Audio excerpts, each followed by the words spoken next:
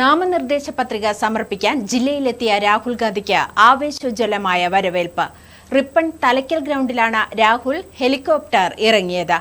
ആയിരക്കണക്കിന് ആളുകളാണ് രാഹുൽ ഗാന്ധിയെ കാണാൻ എത്തിയത്.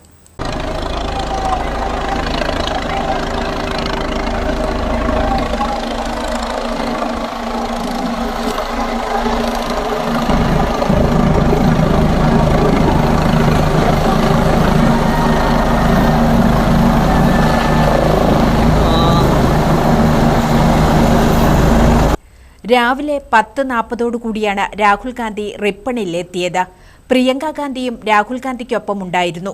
കണ്ണൂർ വരെ വിമാനത്തിൽ വന്ന കണ്ണൂരിൽ നിന്ന് ഹെലികോപ്റ്ററിലാണ് രാഹുൽ ഗാന്ധി എത്തിയത്.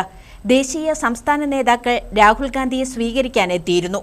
പ്രതിപക്ഷ നേതാവ് VD Satheesan, Ramesh Chennithala, MLA-മാരായ T Siddique, IC Balakrishnan എന്നിവർ സ്വീകരിക്കാൻ എത്തിയിരുന്നു.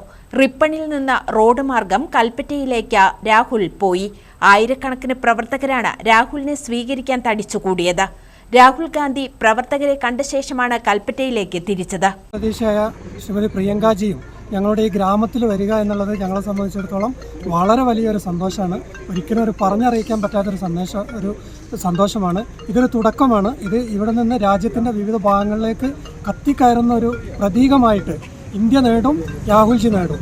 സ്ഥാനാർത്ഥി പ്രഖ്യാപനത്തിനു ശേഷം ആദ്യമായാണ് രാഹുൽ ഗാന്ധി ജില്ലയിലെത്തുന്നത്. കഴിഞ്ഞ വർഷത്തേക്കാൾ ഇത്തവണ ഭൂരിപക്ഷം വർദ്ധിപ്പിക്കാനുള്ള തയ്യാറെടുപ്പിലാണ് പ്രവർത്തകർ. ഈ തെരഞ്ഞെടുപ്പിന്റെ ആവേശം ഞങ്ങൾ ഇന്ന് ഇവിടെ തുടക്കം കുറിക്കുകയാണ്. വലിയ സന്തോഷത്തിലാണ് നാട് ഇന്നത്തെ ഈ ഒരു ദിവസത്തെ ഞങ്ങളിവിടെ ആഘോഷിക്കാൻ തന്നെ തീരുമാനിച്ചിട്ടുണ്ട്. News bureau, Meppadi.